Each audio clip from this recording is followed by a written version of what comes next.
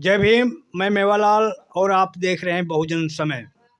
साथियों, आज हमारे साथ दो मेहमान बैठे हैं। इनसे चर्चा करूं कि आज जो पूरे देश में इलेक्टोर जो फंड है और जो देश में किसान आंदोलन चल रहा है और ईवीएम के मुद्दे पर जो देश में एक बड़ा आंदोलन बन चुका है, तो उसमें मैं आपसे चर्चा करूंगा। सबसे पहले सर, आपको जय भीम। जय भीम। और आपको भी सर जय भीम। सर, सबसे परिचय बता दूं, सर जो हैं ये प्रभुनाथ सर हैं, मनोवैज्ञानिक हैं। और हमारे साथ में शंकर दास जी हैं, बिहार से बिलोंग करते हैं, एक्टिविस्ट हैं। और हमारे प्रभुनाथ जी मध्य प्रदेश से हैं। तो इनसे बारी बारी से इस टॉपिक पे चर्चा करूंगा। जैसा कहा गया है कि अच्छी अच्छी बातों के पीछे बुरे इरादे छिपे छिपे होते हैं। मैं न खाऊंगा न खाने दूंगा। आज क्या हुआ, सुप्रीम कोर्ट ने एकदम साक्षात निर्णय दिया है कि किस तरह से मोदी सरकार जो पीछे कानून बनाया था इलेक्ट्रोल बॉन्ड, वो इलेक्ट्रोल बॉन्ड क्या है, इस पर भी पूछूंगा कि इलेक्ट्रोल बॉन्ड है क्या। और दूसरी बात, ये जो आज देश में किसान आंदोलन कर रहे हैं, जनता के ऊपर कितना मुसीबत उठाना पड़ रहा है, रोड जाम है, ये किसके कारण से हो रहा है। तार गड्ढा और जो गोले बारूद छोड़े जा रहे हैं, ये कौन छोड़ रहा है।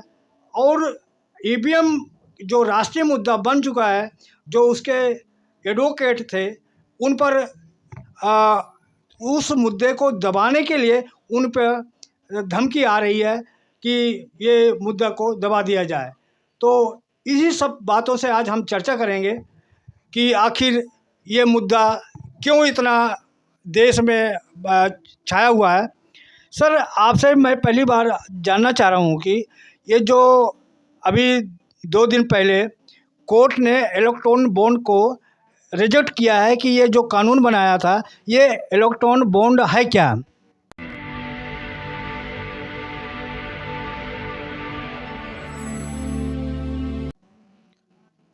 सबसे पहले तो बुद्ध की भूमि से सभी को मेरा जय भीम। भारत देश के सर्वोच्च न्यायालय के जो मुखिया हैं और उनकी बेंच से जितने भी उस निर्णय को सुनाने में शामिल थे, उन्हें पूरे देश की तरफ से बहुत बहुत धन्यवाद और बधाई कि उन्होंने लोकतंत्र को बचाने का जो काम किया है। पूरा भारत देश उनका शुक्रगुजार है और सहृदय धन्यवाद करता है कि लोकसभा चुनाव से पहले निरंकुशता पर उन्होंने जो लगाम लगाई है, निश्चित तौर पर आने वाले समय में यह बहुत ही बड़ा पूरे देश के लिए अच्छा संदेश गया है।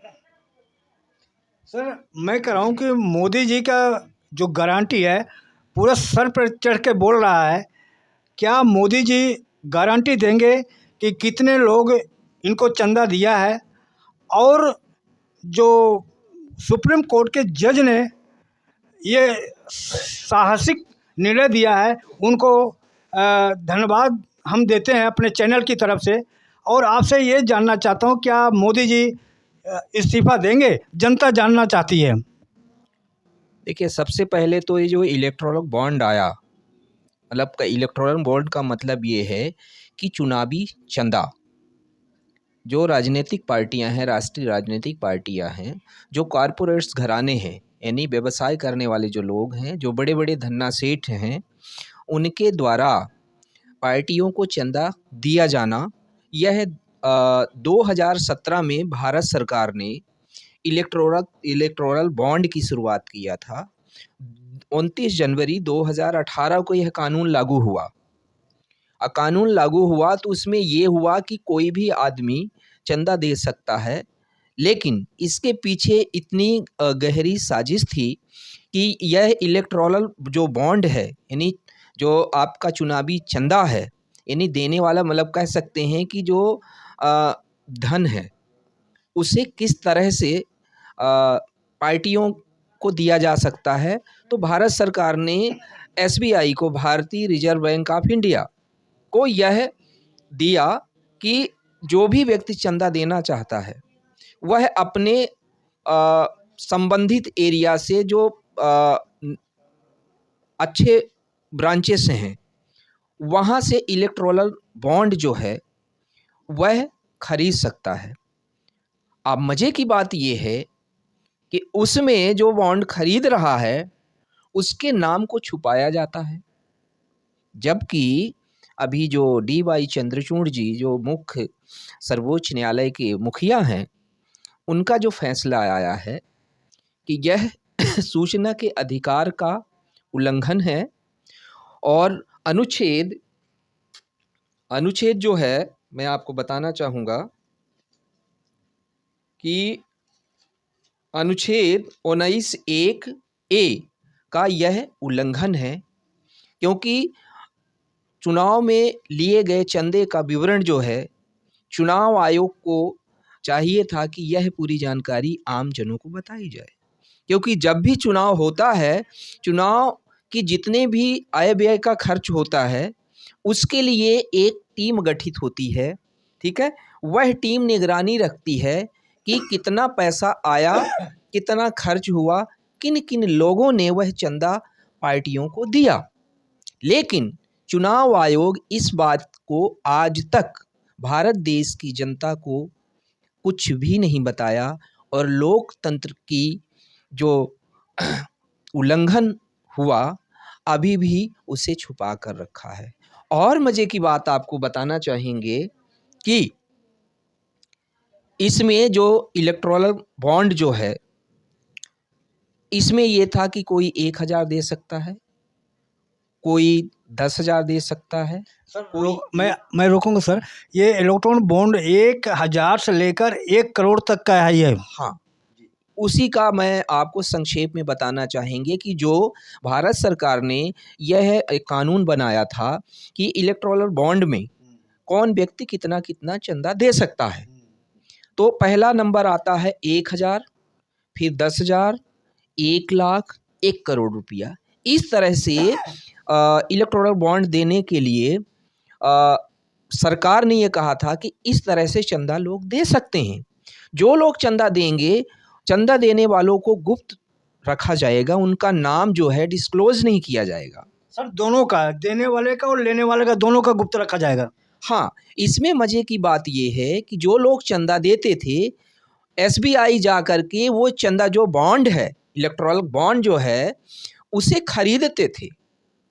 खरीदने के बाद वही बॉन्ड राष्ट्रीय पार्टियों को जाकर के वो बॉन्ड दे देते थे और वह बॉन्ड 15 दिवस के अंदर बैंक से यानी धनराशि भुनानी होती थी। यदि 15 से 16वां दिन हो जाता था तो वह बॉन्ड रद्द हो जाता था। तो ये जानकारी छुपाना भारत देश की लोकतंत्र की हत्या है और कानून का उल्लंघन भी है, जिससे हमारी सूचनाओं का और उल्लंघन होना ये बहुत बड़ा अपराध की श्रेणी में आता है। सर जैसे अभी कोर्ट ने कहा है कि 13 मार्च तक चुनाव आयोग को जो जो चंदा दिए हैं और किसको किसको दिए हैं और कितना दिए हैं ये वेबसाइट पर डालना पड़ेगा। देखिए, अभी हमारे पास जो ताज़े आंकड़े आए हैं मैं आपको दिखाना चाहूँगा। ये हमारे पास ताज़े आंकड़े हैं जिसे मैं आपको पढ़ के बताना चाहूँगा कि 2022 और 23 में जो चंदा आया इन पार्टियों का, सारी पार्टियों को मिला दिया जाए, आप सुनकर हैरान रह जाएंगे कि बीजेपी को एक तरफा 90%, 92 मेरे पास जो आंकड़ा है अभी तक का, तो उसमें 90% आंकड़ा मेरे पास है। तो 90% सारी पार्टियों को मिला दिया जाए, 90% मात्र बीजेपी के खाते में गए हुए हैं। आखिर वो कौन लोग हैं जिन्होंने इतना बड़ा अमाउंट, इतनी बड़ी धनराशि क्या वो काला धन था, क्या व्यक्तिगत धन था, या लूटा हुआ धन था? सर मैं आपको थोड़ा रोकूंगा। अगर कोई चंदा दे रहा है तो बगैर किसी फायदे के लिए तो देगा नहीं, उसको कुछ फायदा पहुंचाना होगा तभी तो चंदा देगा ना वो। जी, आपने बिल्कुल सही सवाल किया।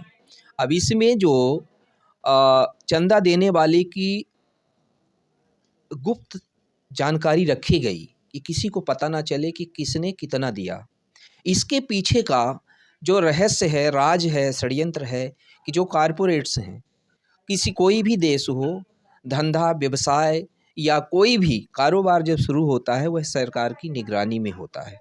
सरकार के बिना, प्रशासन के बिना कोई भी कारोबार उस देश में नहीं किया जा सकता है। ज़ाहिर सी बात है, जिन लोगों का ये इलेक्टोरल बॉन्ड जो चुनावी जो चंदा है उसे छुपा कर रखा गया है, गुप्त रखा गया है। वह निश्चित तौर पर इसीलिए रखा गया है ताकि ये आज हमें 100 रुपये दे रहा है, जब मेरी सरकार आएगी इसे हम 100 करोड़ देंगे। इसके पीछे का रहस्य यही है। जी शंकर दास जी, आप ये बताएं, न खाऊंगा न खाने दूंगा, तो ये जो अभी सुप्रीम कोर्ट ने आर्डर दिया है कि ये रद्द किया जाए, वो काला धन के रूप में वो पैसा जा रहा था, लेकिन सुप्रीम कोर्ट ने हिम्मत दिखा करके फैसला दिया, ये क्या कहेंगे? न खाऊंगा न खाने दूंगा। सबसे पहले मैं एक शेर बोलूँगा कि गुल खिले गुलशन खिले, गुल खिले गुलशन खिले और खिले गुलस्ते, और जो सजन इस वीडियो को देख रहे हैं उनको जय भीम, और जो नहीं समझते हैं उनके लिए नमस्ते। सवाल आपने बहुत अच्छा किए। नहीं खाने दूंगा और नहीं खाऊंगा, यही ना सवाल है आपका? जी जी। तो खाने वाला तो जो है ना कि जो है उसको मिलता ही नहीं है, उसको पता तक नहीं लगता है। और जो है ना कि माल जो है ना कि आज ये पार्लियामेंट में पैसा उड़ाया जा रहा है, विधायक को खरीदा जा रहा है। ये जो है ना कि जितना 70 साल में कांग्रेस कुछ कर नहीं पाया, उतना 14 साल में जो है ना कि और स्पष्ट देखने के लिए ये मिल रहा है कि बीजेपी जो है ना कि ये इन लोग इतना बड़ा ऑफिस, इतना बड़ा हर जगह जो है ना कि इन लोग ये जो क्या किए हैं, ये पैसे छापने के मशीन लगाए हैं इसमें। ये पैसे जो है ना कि इन लोग सारे इन लोगों को करते हैं। सवाल ये चीज़ है कि जो देश का राजा ही है, और राजा है ये कहीं पैसे पर को खरीद लेता है, कहीं पर है धमकी से लोगों को जो है ना कि वो कर लेता है अपने। अभी बिहार में अभी जो है ना, अभी ये कुछ ही दिन पहले जो है ना कि अभी विश्वास पारित होना था, वहाँ पता लगा था कि विधायक को, कोई विधायिका थी, उनको पति को उठा लिया। सर थोड़ा इसी पे तो आप प्रकाश डालें कि न खाऊंगा न खाने दूंगा, ये जो इलेक्ट्रॉनिक बॉन्ड के 6.5 लाख, कितना बोले सर? 6.5 लाख, 90%, 90% जो काला वो आया बॉन्ड के रूप में मोदी जी को, तो वो तो करें न खाऊंगा न खाने दूंगा, ये कहाँ गया पैसा? नहीं, जो है ना कि ये 57% जो है ना कि उनका वो आया हुआ है आंकड़ा।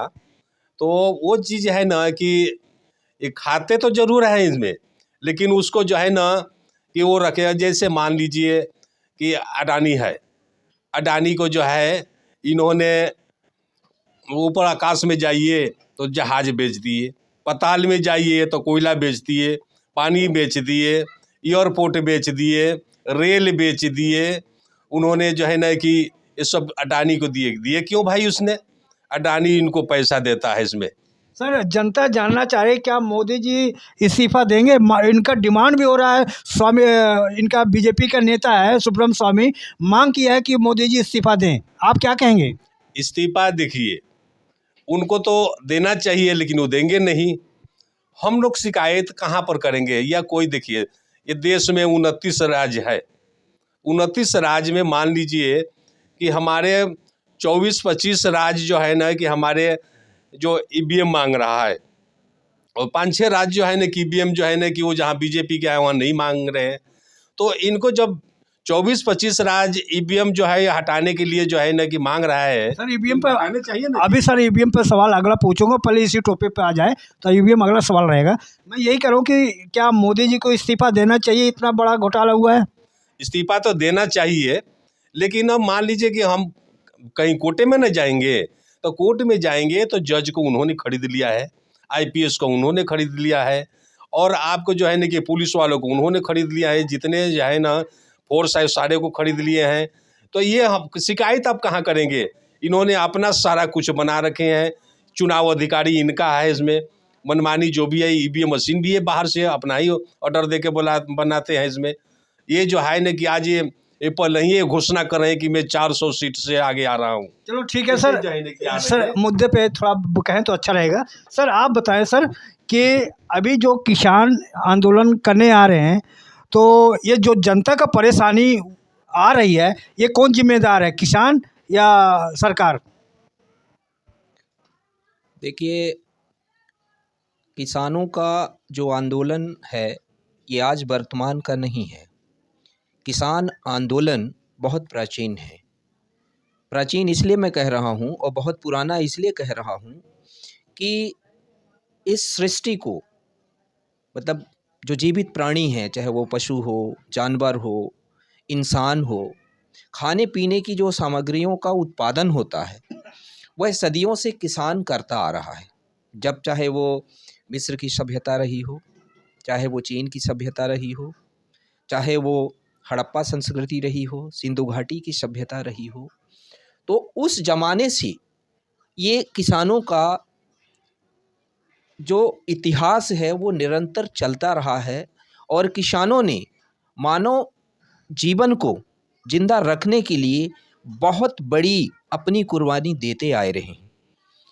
और आज जो वर्तमान की स्थिति है कि एक किसान उत्पादन निरंतर बढ़ा रहा है, लेकिन सरकार उस उत्पादन को 10 रुपए में खरीदती है और वही कोई भी सामान या कोई प्रोडक्ट है या सब्जी है, भाजी है, तेल है या अन्न गल्ला कुछ भी है। सर सवाल को उत्तर नहीं मिल रहा है। मेरा सवाल ये था कि जो लोगों को ट्रेन नहीं मिल रहा है, बस नहीं मिल रहा है और रास्ते में जाम बहुत मिल रहा है, तो ये किसान की वजह से ये परेशानी जनता का उठाना पड़ रहा है कि सरकार की तरफ से पड़ा? मेरा ये सवाल था सर। ठीक है, देखिए, ये जितनी भी घटनाएं घटित हो रही हैं, ये सरकार की सबसे बड़ी जिम्मेदारी है कि यदि कोई अपनी मांग को रखने के लिए आपके द्वार आ रहा है, तो आपका नैतिक, सामाजिक, पारिवारिक और सरकार की जिम्मेदारी है कि उनकी बात को आप सुने।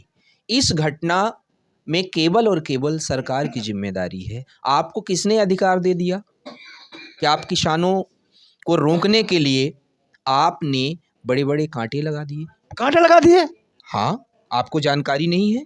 क्या बात, क्या कहाँ पे कांटे लगाए हैं? पूरे जितने भी दिल्ली से लगे हुए बॉर्डर हैं, आप देखेंगे लोहे की पतली पतली सरिया बनाई गई है, वो भी नोकीली, और उसको इतने साइज में रोड में उसे गाड़ दिया गया है और उसको इस तरह कर दिया गया। अच्छा, अरे ट्रैक्टर वगैरह कुछ जाना पाएंगे? यही तो रोकने के लिए ऐसी स्थिति कर रही है सरकार। दुखद बात ये है कि सरकार ने जिन सुरक्षा कर्मियों को भेजा है, मान लीजिए किसी कारणवश सुरक्षा कर्मी भी गिर सकते हैं, उनकी भी जान जा सकती है। सर अभी एक न्यूज आ रहा है, उनके ऊपर लॉन्चर छोड़ा जा रहा है, उनका आंसू गैस छोड़ा जा रहा है, ऊपर सीधे वार किया जा रहा है। हाँ, बिल्कुल सही घटना है ये। अभी पंजाब राज्य से जो सिख समुदाय के लोग, वहाँ जो किसान हैं, इस धरने को लेकर के दिल्ली की तरफ कूच कर रहे थे। आंसू गोले छोड़ने की वजह से एक सिख सामाजिक कार्यकर्ता की आँख में गहरी चोट आई है और बहुत लोग घायल भी हुए हैं और निरंतर आंसू गोले छोड़े जा रहे हैं। तो ये दुखद घटना है। सरकार की जिम्मेदारी है, नैतिक जिम्मेदारी है, सामाजिक जिम्मेदारी है और सबसे बड़ी जिम्मेदारी ये है कि आप उनके आवाज़ को दबाने के लिए यह एक बहुत ही कुटिल षड्यंत्र है, जिसके माध्यम से किसानों के आंदोलन को रोकने का कार्य किया जा रहा है। ये आप क्या कहेंगे सर कि ये जो किसान हैं कौन? सर देखिए, यही तो बात समझने की बात है कि किसान है कौन। इस हकीकत को लोग को समझ में नहीं आया। इसमें किसान जो है ये किसान आंदोलन नहीं है, ये किसान को नाम दिया गया है कि किसान आंदोलन है, लेकिन किसान आंदोलन नहीं है, ये तो जमींदार आंदोलन है। किसान तो वो है कि जो खेतों में हल चलाता है, खेतों में 8 घंटा काम करता है, उसको कहाँ हक मिलता है? कहीं हक मिला है वहाँ पर? कोई हल चलाता है 8 घंटा, कहाँ मिलता है? आज पंजाबे में है कि बिहार से जो है ना कि लेबर मंगाया जा रहा है धान काटने के लिए, धान रोपने के लिए। यह वहाँ पर जो है ना कि जितने भी काम करने के लिए बिहार से मंगाया जा रहा है। क्यों? कि वहाँ पर सस्ता मिल जाता है। कि अब पंजाब में जो है ना कि लेबर नहीं है, वो किसान को लेबर जो है उसका मजदूरी क्यों नहीं दे दिया जा रहा है? लेकिन ये हमारे देश का प्रधानमंत्री जी जब वादा किए थे तो किसान को जो है ना कि उनको देना भी चाहिए। इसलिए नहीं तो जो भी अस्पष्ट है जाकर वहाँ पर बात करना चाहिए। और वहाँ पर जो है ना कि क्या वहाँ 10-20-50 आदमी अगर वहाँ पर घायल होंगे, 10-20 आदमी वहाँ पर जो है ना कि उनको वहाँ पर मौत हो गई, जब भी प्रधानमंत्री जी आकर सुनेंगे या कोई मंत्री जाएंगे।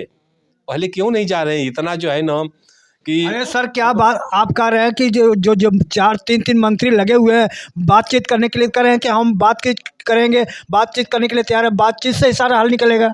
मीडिया वाले क्यों नहीं दिखा रहे हैं? इस चीज़ को दिखाना चाहिए ना, ये चीज़ को मंत्री बात कर रहे हैं। हाँ, मीडिया तो दिखा रहा है ना, बातचीत के चंडीगढ़ में जा रहे हैं। अरे मीडिया क्या दिखाएगा महाराज? आपको पता है मीडिया को, मीडिया तो बिकी हुई है।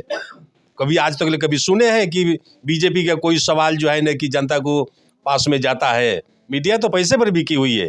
कोई सरकारी मीडिया वाला है, कोई टीवी में, अखबार में, किसी माध्यम से आपने सुने हैं? मैं आपसे जब मैं ये सवाल पूछ रहा हूँ कि कभी सुने हैं आपने? मीडिया तो बिकी पड़ी है।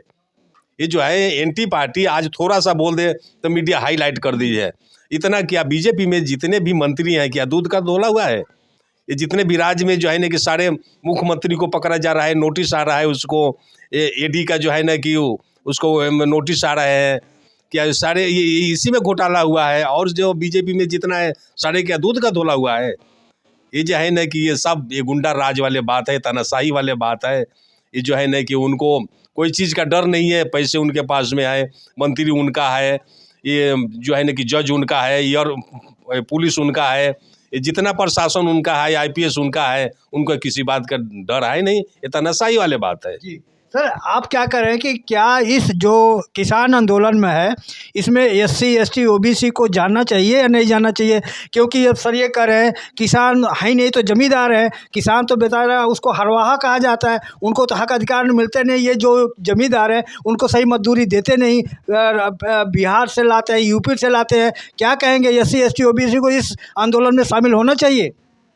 देखिए, बात जो सर ने बात कही है, बात तो एक आंकड़े के हिसाब से यदि किया जाए तो भारत देश में शेड्यूल कास्ट, शेड्यूल ट्राइब यानी अनुसूचित जाति, अनुसूचित जनजाति और अन्य पिछड़ा वर्ग के जो लोग हैं इनके पास नाम मात्र की ज़मीन है। तो अभी जो बात आई, ये बात तो बिल्कुल सही है कि ये जमींदार लोग हैं, लेकिन फिर भी उन्होंने जो किसान आंदोलन की बात किया है तो उसमें जैसे हमारे ओबीसी समुदाय के जो लोग हैं, चाहे वो उत्तर प्रदेश हो, राजस्थान हो, तो किसान तो अपने लोग भी हैं, चीज़ों का उत्पादन करते हैं, उत्पादन की उतनी उन्हें पैसे नहीं मिल पाते। और अब देखिए, सरकार आज इतना जो षड्यंत्र के तहत ये कार्य कर रही है, चीज़ों के दाम बढ़ाए जा रहे हैं, उन छोटे छोटे जो गरीब किसान हैं, अभी जो बात चल रही थी, मैं उन जमींदारों की जो धन्ना सेठ हैं जिन्होंने ज़मीन पर कब्जा कर लिया है, उन धन्ना सेठों की बात नहीं कर रहे हैं। वो भले अपने आप को झूठे तौर पर कपोल कथित किसान कहें, वो अलग बात है, लेकिन जो वास्तविक किसान हैं तो उन किसानों को उस उत्पादन का उतना मूल्य नहीं मिल पाता है और उनसे खरीदे गए जो सामग्रियां हैं, चाहे वो सब्जी हो, चाहे अन्न हो या अन्य खाद्य सामग्रियां हों, उन्हें आज आप सर्वे कीजिए ग्रामीण क्षेत्रों में कि वहाँ कोल्ड स्टोरेज बना के रखे गए हैं हज़ारों हज़ारों की संख्या में, और वो मूल्य का सामान सस्ते दामों में खरीद करके उसको फ्रीज कर लेते हैं। फ्रीज करने के बाद वही अडानी, वही अंबानी, वही टाटा, वही बिड़ला, वही फिर अपना लेबल लगा करके 10 रुपए की खरीदी हुई चीज़ को 150 रुपए रेट रखते हैं। उसमें भी 18% जीएसटी। राज्य की जीएसटी अलग लेते हैं, केंद्र की जीएसटी अलग लेते हैं। सर एक सवाल है सर, क्या ये जो किसान आंदोलन जिसको किसान कहा जा रहा है, क्या ये लोग ये एससी एसटी ओबीसी के साथ जो उनके साथ अत्याचार दुराचार होता है उनके साथ आते हैं? एक उदाहरण मैं आपको बताता हूँ कि रितु सिंह अभी करीब 5-6 महीने से दिल्ली यूनिवर्सिटी में बैठी है, लेकिन एक भी किसान वहाँ पर उसके आंदोलन पर नहीं आ रहे हैं। क्या समझ रहे हैं कि किसान जो रितु सिंह है वो भारत की बेटी नहीं है, उसके सुख दुख में नहीं आते, तो कैसे जाने कि किसान जो है हमारे सुख दर्द में भी रहते हैं? देखिए, जहाँ तक सवाल है डॉक्टर रितु सिंह जी का, तो जो अन्याय अत्याचार सरकार और विश्वविद्यालय कर रही है, ये दुनिया, भारत देश नहीं पूरे दुनिया को पता है कि जितने भी शैक्षणिक संस्थान हैं उनमें एससी, एसटी, ओबीसी के साथ दिन प्रतिदिन अन्याय अत्याचार पहले की तुलना में ज़्यादा बढ़ गया है। दिखावटी नहीं, अब दिखता नहीं है, लेकिन शैक्षणिक संस्थानों में हर रोज़ कत्लेआम किया जा रहा है। अब सवाल रहा कि किसान धरने पर क्यों नहीं आ रहे? तो सवाल ये है कि जो बहुजन समाज से संबंधित किसान हैं, अनुसूचित जाति, अनुसूचित जनजाति, धार्मिक अल्पसंख्यक यानी सिख समुदाय के लोग हैं, जैन हैं या आपके बौद्ध लोग हैं, तो इनका सपोर्ट तो बराबर है, लेकिन जो धन्ना सेठ तथा कथित जो किसान बने हुए लोग हैं वो क्यों आएंगे? क्योंकि वही लोग ही तो हैं जो अन्याय अत्याचार कराते हैं। तो अन्याय अत्याचार करने वाला आपके पक्ष में क्यों आएगा? वो तो आपने जो जुर्म जिसने किया है उसके पीछे खड़ा रहेगा। जैसे विश्वविद्यालय में जो घटनाएं घटित हुई उसमें जो जुर्म करने वाली एक महिला है और मोहन भागवत जी की खास है, नहीं तो एक कॉलेज का प्राचार्य कैसी उसकी हिम्मत होगी कि किसी एक व्यक्ति को थप्पड़ लगाए, झूठा मुकदमा करे? तो ये बड़ी गहरी और अंदर की बात है। तो अब वो लोग से तो हम अपेक्षा नहीं कर सकते हैं कि हमारे साथ हुए जुर्म को वो मिटाने के लिए आएंगे। तो जुर्म को मिटाने के लिए बहुजन समाज से संबंधित जो किसान हैं, जो राजस्थान के सिख हैं, पंजाब के सिख हैं, राजस्थान के जो मजबूत समुदाय यानी मीना समाज है, एसटी समाज है और एससी समाज है, ओबीसी समाज है। मैं तो ये कहता हूँ कि जो ये जुर्म हो रहा है, एक दिन में ये जुर्म ख़त्म किया जा सकता है। पूरा आज जो ये टिका हुआ निरंकुश सरकार है, 131 सांसद हैं पार्लियामेंट में। सर थोड़ा आपसे रोकूंगा, मैं एक सवाल इसी साथ किसान के ऊपर मैं आपसे पूछ रहा हूँ। पिछले साल जो आंदोलन हुआ था तो एक एससी का ही था, तो बेअदबी के वजह से उसको कत्लेआम लटका के मार दिया गया था उसी आंदोलन में। तो क्या जो एससी के लोग वो अगर वो किसान है तो उनके साथ ऐसा दुर्व्यवहार क्यों होता है? देखिए, चूँकि इसमें 2 तरह के किसान की हम क्लासिफिकेशन करेंगे कि एक किसान वो है जो पावरफुल है। तो पावरफुल कौन है? बड़े-बड़े जो सेठ हैं, बड़े-बड़े जो कारपोरेट्स हैं, व्यवसायी लोग हैं जिन्होंने ज़मीन खरीद लिया, पूरे देश में हड़प लिया, बहुजनों की ज़मीन को हड़प लिया, जन जंगल छीन लिया और अपने आप को तथाकथित तौर पर किसान कहने लगे। ठीक है? तो ऐसी भीड़ में ये तथाकथित किसान छुप करके जो वास्तविक आंदोलन करने वाले किसान हैं, जिसमें सिख है, चमार हैं, पासी हैं, कुम्हार हैं, कुर्मी हैं, काछी हैं, तो इस तरह के जो आंदोलन करने वाले जो किसान हैं, वो इनको ख़त्म करने के लिए कि 1-2 लोग नहीं, पिछले आंदोलन में जो अभी न्यूज़ के माध्यम से मुझे जानकारी है 700 लोग मारे गए थे। तो इसकी जिम्मेदारी कौन लेगा? किसने दे दिया आपको हत्या करने का अधिकार? क्या पुलिस को हत्या करने का अधिकार है? क्या सरकार को हत्या करने का अधिकार है? यदि आपको अधिकार नहीं है तो आप आंदोलन करने वाले लोगों को लिए आपने क्यों हत्या की या क्यों करवाया? किसने अधिकार दे दिया? आपके खिलाफ मुकदमा होना चाहिए कि नहीं होना चाहिए? बिल्कुल होना चाहिए। अगर कोई आंदोलन में कानून का उल्लंघन करता है, संवैधानिक कानून के हिसाब से उसके ऊपर केस चलाओ। संविधान तो यही कहता है ना कि यदि कोई कानून का उल्लंघन कराता है या करता है, उसके खिलाफ आप कार्रवाई करो। पुलिस का काम है कार्रवाई करके अदालत में पेश करना। जी। तो सर आप ये बताएं कि अभी जो ईवीएम का मुद्दा है उस पर मैं आपसे पूछ रहा हूँ, क्या आपको ईवीएम पर भरोसा है? सर मैं देखिए सर, ईवीएम मान लीजिए कि ये 23-24 राज्य जो है ना ईवीएम हटाने के लिए कह रहा है, तो मोदी जी को हटा देना चाहिए। अभी ईवीएम मशीन पर अकेले तो 4-5 राज्य जो है ना कि रोका हुआ है। आखिर ऐसा क्यों होता है? इसको तो तानाशाही कहा जाएगा। नहीं तो मोदी जी के साथ तो जनता है ना, मोदी साहब की जनता है। अगर मान लो ईवीएम से हटा के आपने अगर बैलेट पेपर से चुनाव कराओगे भी, तो अभी क्या हुआ चंडीगढ़ में, वो फिर भी जो उन्होंने जीत लिया। अगर ये ईवीएम मशीन वहाँ पर हट जाता, इसके बाद में जो है ना कि मोदी जी वहाँ पर सीट निकाल दिए, तब तो मैं मानते हैं। अभी मोदी जी आप कह रहे हैं पत्रकार साहब कि उनके साथ में जनता है। जब उनके साथ में जनता है, एक दफ़े मशीन को हटा के तो देख लें कि पता लग जाए कि कितना जनता उनके साथ में है। ये भी तो देखा जाए। लगता है आप मोदी से खुश नहीं है। देखिए मैं जो है ना कि खुश खुश वाला मैं हकीकत बात बतला रहा हूँ। मोदी जी जो है ना कि वो जो कर रहे हैं, तो उनके जो खास आदमी है उनके लिए तो अच्छा लगता है इसमें।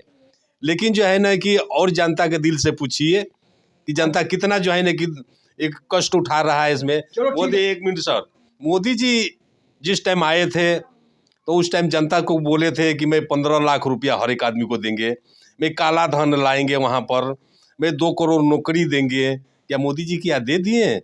उस आदमी उसको उस बच्चों से पूछिए। ये तो मानवर जी सुनिए, ये तो सर 2014 में वादा किया था ना। सुनिए मानवर जी, ये जो है ना कि उस बच्चे से पूछिए कि जो 5 साल में जो है ना कि साल भर में 5 करोड़ जो है ना कि इंजीनियर होते हैं, डॉक्टर होते हैं, अब उनको मोदी जी बोल रहे हैं कि पकौड़ा बेचो। उसका दिल से ना पूछो कि मोदी जी जो है ना कि उसके लिए क्या कर रहे हैं।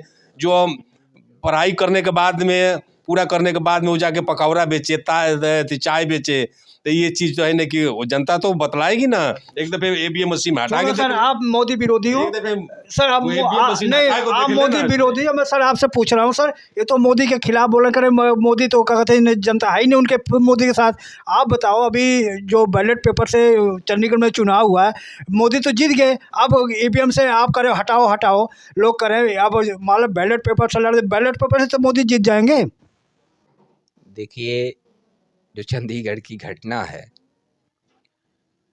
और वो घटना से यह पूरी तरह साबित हो गया कि बैलेट पेपर से बीजेपी कभी भी चुनाव नहीं जीत सकती।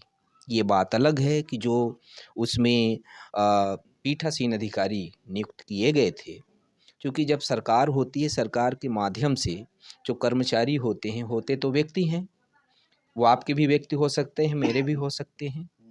तो जिनको लोकतंत्र के प्रति कोई मोह नहीं है, लोकतंत्र की उल्लंघन करने का उन्होंने ठान ही लिया है, तो वो चीज़ दिखी कि ईवीएम से चुनाव नहीं हुआ तो कितनी नीचता में उतरे हुए कर्मचारी अधिकारी। तो इस चीज़ ये दर्शाती है कि उनके साथ जनता नहीं है, ईवीएम है।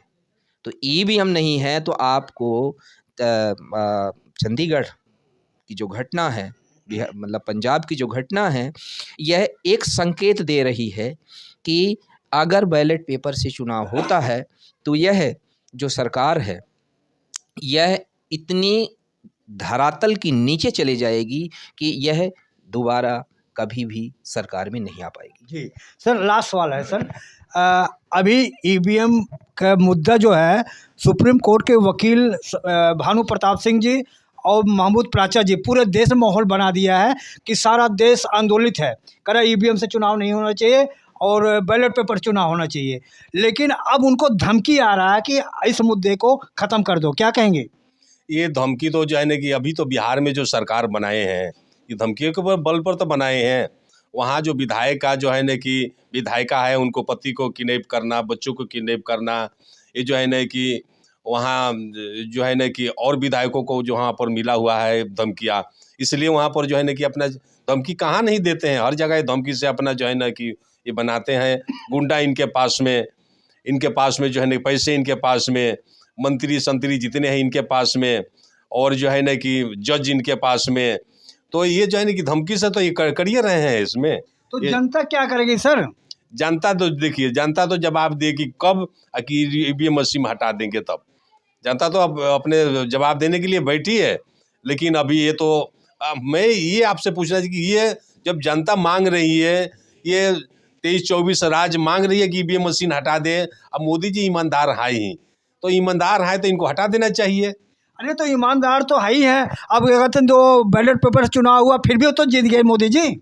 ये जो है ना, इसके राज्य को विषय में आपको पता नहीं है। वहाँ पर तो जो है ना कि कई ऐसे हैं ना कि उनको चुनाव अधिकारी जो अंदर जो बैठे थे, तो उनको धमकी दिया कि आप चुपचाप यहाँ पर बैठे रहिए, नहीं तो आपको अंजाम बहुत गलत मिलेगा। नौकरी करना है तो आप चुपचाप वहाँ पर बैठे रहिए, नहीं तो फिर जो है ना कि आपको बीबी बच्चा नहीं मिलेगा। ये अपने जो है ना कि गुंडागर्दी पर जो है ना कि अपनी कर रहे हैं। क्या कहेंगे जो अभी सुप्रीम कोर्ट के वकीलों के ऊपर धमकी आ रही है, मिल रही है कि ये मुद्दा बंद कर दो, तो क्या करें? वो जो एडवोकेट हैं चुप हो जाना चाहिए उनको? देखिए, ये कहाँ तक ले आवाज रोकेंगे? ये उन्होंने प्रेस में कहा है ये सर। कभी ना कभी इसका अंत होना है, ऐसी बात नहीं है कि अंत नहीं होगा। हर चीज का अंत होता है और इनका भी अंत होगा। जिस टाइम इनका अंत होगा तो इस टाइम इनका कई साल ये जो है ना कि फिर केंद्र में नहीं इनको देखने के नहीं मिलेगा। अच्छा। चाहे जितना भी गुंडागर्दी कर ले, ये जनता सारा देख रहे हैं। और इन्होंने ये तो सारा जो है ना कि अपना मीडिया के माध्यम से दबा रखे हैं। इनका कोई राज मीडिया नहीं खोल रहा है, इसलिए कि मीडिया बिकी हुई है। इसलिए तो ये आप लोग जैसा आदमी है कि चलो ये थोड़ा बहुत प्रकट कर लेते हैं, नहीं तो ये कहाँ किसी को ये बोलने देते हैं। और कोई बोलता भी है तो उस आवाज़ को दबा देते हैं। मोदी जी अगर थोड़ा सा कुछ अगर ये होता है, पूरा उसको हाईलाइट खाली मोदी मोदी करते रहते हैं, मीडिया के माध्यम से करते रहते हैं। जनता में कुछ नहीं है। जहाँ भी ये जो है ना कि ये जनता इकट्ठा करते हैं, ये पैसे के बल पर इकट्ठा करते हैं, जनता वहाँ पर नहीं इकट्ठा होता है इसमें। खाली टीवी के माध्यम से दिखला रहे हैं। सर मैं आपसे लास्ट सवाल पूछ रहा हूँ सर, क्योंकि मेरा वीडियो लंबा हो रहा है। मैं चाह रहा हूँ कि अभी जो धमकी मिला है सुप्रीम कोर्ट के वकीलों का, उन्होंने प्रेस में जाके ये बताया है कि हमको धमकी मिल रहा है कि मुद्दा को ख़त्म कर दीजिए, क्योंकि राष्ट्रीय मुद्दा बन गया है ईवीएम हटाने का। तो आप क्या कहेंगे? देखिए, ये धमकी जब कोई सरकार रहती है, ये बड़ा कॉमन फैक्टर होता है, सामान्य सी बात है। लेकिन इसके पीछे का जो रहस्य है, षड्यंत्र है, आगे बढ़ने से पहले ये घटनाएं क्यों घटित हो रही हैं, मैं आपके सामने एक सांख्यिकी डाटा दिखाना चाहूँगा कि ये जो इलेक्टोरल जो बॉन्ड है, कितना, इसको हिंदी में क्या कहें सर? इसको आप सामान्य भाषा में कह सकते हैं कि यह चुनावी चंदा है। वो बड़े बड़े जो कारपोरेट्स होते हैं, बिजनेसमैन होते हैं, तो वो चंदा देते हैं राष्ट्रीय पार्टियों को। तो मेरे पास एक बहुत गहरा आंकड़ा है। हाँ बताएं सर, बताएं। ये मैं आपको दिखाना चाहूँगा। ये पाई चार्ट है, आप देखिए, ये चार्ट के माध्यम से आपको दिखा रहा हूँ। और इसको मैं, एक है प्रूडेंट इलेक्टोरल ट्रस्ट। इस ट्रस्ट ने बीजेपी को 256 करोड़ रुपए का चंदा दिया। 256 करोड़ एक ट्रस्ट। फिर जो सरकार ने आंकड़े बताए हैं वो मैं आपको बता रहा हूं कि प्रूडेंट इलेक्टोरल जो ट्रस्ट है उसने बीजेपी को यानी 35.6% चंदा दिया, एक ट्रस्ट ने। और ये जो अन्य और जो लोगों ने दिया, सरकार के जारी आंकड़ों के हिसाब से 19 किस्तों में 1.15 अरब डॉलर कीमत के इलेक्टोरल बॉन्ड बेचे जा चुके हैं। और सबसे ज़्यादा प्रधानमंत्री नरेंद्र मोदी जी की जो सरकार है यानी भारतीय जनता पार्टी है, उसे यह 2019 से 2021 के दौरान ये जो कुल जारी हुए 2/3 हिस्से दान में मिले। और विपक्षी जो दल था यानी कांग्रेस था, महज उसे 9% बॉन्ड ही मिले। एक आंकड़ा और है, मैं आपको बताना चाहूँगा, यानी एसोसिएशन फॉर डेमोक्रेटिक रिफॉर्म्स, ये एक निगरानी रखने के लिए होती है, टीम होती है गठित, इसको रखा गया है कि चुनाव के दौरान जो खर्च होते हैं वह सारा खर्च ये चुनाव आयोग को बताए, ताकि ये जानकारी हमारे पास रहे कि हाँ, इन पार्टियों ने इतना चंदा दिया, इतना खर्च हुआ। और ये चुनाव आयोग की जिम्मेदारी है कि वह पूरे खर्च को आम जनता के लिए, लोकतंत्र की जो परिधि है, जो संविधान है, वह आम जन को जानकारी मिल सके। तो ये जो घटना है, ये सारा मामला पैसे का लेन देन का है। और एक चीज बता रहा हूँ आपको, इन आंकड़ों के अलावा थोड़ा शॉर्ट में बताएं क्योंकि मेरा वीडियो बड़ा हो रहा है, मैं इसको खत्म करना चाह रहा हूँ। हाँ, बस लास्ट है। 2022 से 23 में राष्ट्रीय पार्टियों में से 850.438 करोड़ चंदा मिला, जिसमें से अकेले बीजेपी को 719.85 करोड़ रुपए मिले और कांग्रेस को मात्र मिले 79.9 करोड़ रुपए। तो ये जो देने वाले जो चंदा हैं, तो चूँकि ये उजागर होगा, अभी चीफ जस्टिस ऑफ इंडिया ने घोषणा किया है एसबीआई को, भारतीय रिजर्व बैंक ऑफ इंडिया, कि आप जो ये इलेक्टोरल जो बॉन्ड खरीदे गए हैं, किसने खरीदा, किसने बेचा, कौन सी पार्टियों को दिए, सारा डाटा आप जो है चुनाव आयोग को दोगे। चुनाव आयोग अपने साइट्स में, यानी अपने जो उसकी जो साइट्स बनी हुई है, उसमें आम जनता के लिए आपको बताना पड़ेगा। यदि भारतीय रिजर्व बैंक ऑफ इंडिया जो अगर यह खुलासा नहीं करती है, तो ये भी एक आशंका जताई जा सकती है कि यदि एसबीआई ने आंकड़ा नहीं दिया, मतलब ये भी शंका के दायरे में आएगी। तो ये जो डराने का, धमकाने का जो कार्य किया जा रहा है, इसीलिए किया जा रहा है कि ताकि यह जो चोरी किया हुआ पैसा आम लोगों की निगाहों में आ जाएगा। जब निगाहों में आ जाएगा तो चोर कौन है और साहू कौन है, मतलब चोरी करने वाला कौन है, काला धन का सफ़ेद धन बनाने वाला कौन है, आम नागरिक को भारत के संविधान के हिसाब से लोकतंत्र में ये उजागर हो जाएगा। और इसी उजागरपन को ख़त्म करने के लिए डराया जा रहा है, धमकाया जा रहा है, ताकि यह काली सच्चाई बाहर न निकल के आए। धन्यवाद सर। मैं आपसे यही चाहूँगा कि आप लास्ट में जो हमारा बहुजन समय चैनल है, इस पे 2 शब्द बोलें। सबसे पहले तो बहुजन समय चैनल के आप चूँकि चीफ एडिटर हैं, आपको बहुत बहुत बधाई हो कि आपने चौथे पिलर यानी चौथा स्तंभ कायम रखने के लिए आप निरंतर प्रयास कर रहे हैं। जो आवाज़ राष्ट्रीय चैनलों के माध्यम से दबा दी गई, क्योंकि राष्ट्रीय जो जितने भी चैनल थे उनको सरकार ने अपना एक प्रकार से गुलाम की तरह इस्तेमाल कर रहा है, चाहे वो किसी मजबूरी में कर रहे हों, चाहे वो खुद के खुशी में कर रहे हों, लेकिन अपनी भूमिका वह चौथे स्तंभ के तौर पर नहीं कर रहे हैं। और आपको तो बहुत, मुझे प्राउड ऑफ यू कि आप कठिन परिस्थितियों के बावजूद भी आप हिम्मत जुटा रहे हैं, क्योंकि आप इस चीज़ को समझ गए हैं कि मरना तो है ही, लेकिन अच्छा कार्य करके इस समाज को दे के जाएं, ताकि ये कोई ना कह सके कि हाँ, बहुजन समय के जो चीफ एडिटर थे उन्होंने अपनी जिम्मेदारी नहीं निभाई। तो मेरी तरफ से आपको बहुत बहुत धन्यवाद, और ऐसे ही आप आवाज़ को उठाते रहिए, और हम लोग जनता तक आपके द्वारा जो बात पहुँचे और जनता के हित के लिए, लोकतंत्र को बचाने के लिए ये बहुत बड़ी भूमिका साबित हो सकती है। धन्यवाद। जी सर, आप भी 2 शब्द बोलें कि हमारे बहुजन समाज चैनल के बारे में मैं समापन कर रहा हूँ। देखिए, मैं दिल से जो है ना कि ये चैनल को धन्यवाद देना चाहता हूँ कि ये हमारे ये आवाज़ को जो है ना कि जनता तक ले आप पहुँचाते हैं। तो मैं बहुत बहुत दिल से आपको धन्यवाद देना चाहता हूँ और बधाई देता हूँ कि आप हमारी आवाज़ को बुलंद रखिए और जनता के बीच में हमारी आवाज़ को पहुँचाइए। जय भारत। तो ये थे हमारे दोनों मेहमान की बातें से आप कितना प्रभावित हुए हैं और हमारा प्रयास कैसा लगा। आपका छोटा सहयोग हमारे लिए और बहुजन समाज के लिए बहुत महत्वपूर्ण है। हमारी पत्रकारिता को निष्पक्ष बनाने के लिए आपका छोटा सहयोग बहुत हमारे काम आएगा। मैं मेवालाल, बहुजन समाज, दिल्ली। जय भीम, जय भारत। अगर आपको लगता है कि हमारा काम बहुजन समाज के लिए महत्वपूर्ण है, तो आप हमें आर्थिक सहयोग के लिए सीन दिखाए गए QR कोड स्कैन और फोन पे और गूगल पे और UPI और बैंक अकाउंट में कर सकते हैं।